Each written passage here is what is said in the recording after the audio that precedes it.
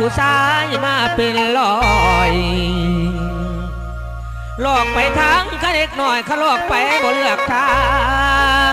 โอ้ยศาสตร์นี่หนอวาสนาคือจังอายสิสมเจ้าแน่บ่นอคนงาม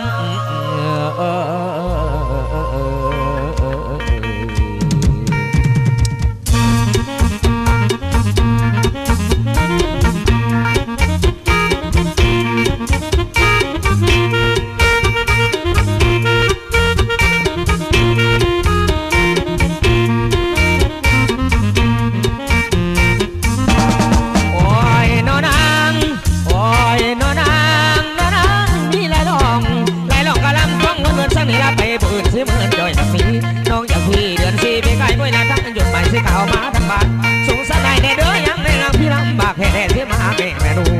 ผู้บ่าวว่ายังคอยเวลาไม่จอยเรื่องหลบเห็นกระเจ็บกระหัวใจลำเส้นลำเส้นอาจจะเห็นแล้วเนื้อยังกลับมาออกภาษาอย่าไปลดเพื่อนทุกคนเข้าสนุกสนานเดี๋ยวไปแล้วก็ไม่หนุมานวิ่งกะบานกะบ้านกลับมาเข้าหาที่ว่าหงมาที่สุดก็โก้น้ำไม่แน่นะย้ายห่างไปห่างทางรถรถยิ่งใจสายกระใจเข้าหาเรื่องใจโบพอนะบอกพี่เราไม่ได้หนีจากไอ้ไม่ได้เอา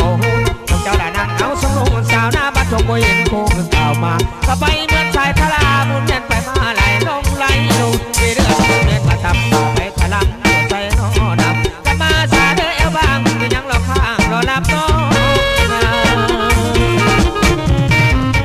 กลับมาสามถามหน้าทำไมเยอะลงอะไรเถื่อนลิ้นที่เมาหมดคุ้มที่จับมุมคอยจับเกตาบ้านตั้งแต่วันสุกันยังบ่ลืมนางนมโชกาบาวุธคุณสบายบุญที่นาหนองพอมันกับเวลามาโมเดินนะกับเวลามาโมเดินนักเจ้าจะตามจนที่น้องเป็นเจ็บยังไงก็จะละใจจับจังก็ว่าใจบางที่นางน้องจนดึงจะจำและโบราณพอใจที่ย้อนจะไปเลยบอกมามองแค่นี้แล้วเข้าโก้มาหมื่นจะบอกไม่เงินเนี่ยบ่มีบ่มองบ่มีเงินจ้าเด็กคุณค่าแม่มาก็เหมือนเอาเงินมาบ้านสุพรรณนาบอกคนสาวถึงจะบุญเสียน้องสังดาวหารับจ้างเสาจังจะจริงหารับจ้างเสาจังจะจริงมันสุดละใจเลยเอ็มหุ่นหุ่นน้อยคอยอาสางฟังหุ่นสุดหุ่นท้ามันหุ่นบุกที่ตัวละน้องสังดาวคอยน้องพี่เดือนละ4 เดือน3คอยน้องพี่เดือน4 เดือน3ไว้หน้าสาวคนงามตามาที่บ้านตามารถถึงบ้าน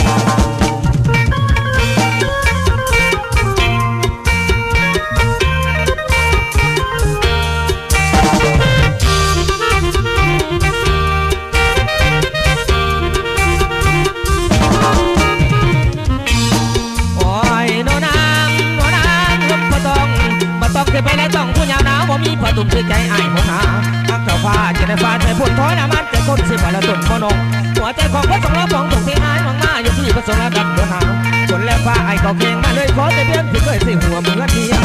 พ่อแม่ละเท่าเก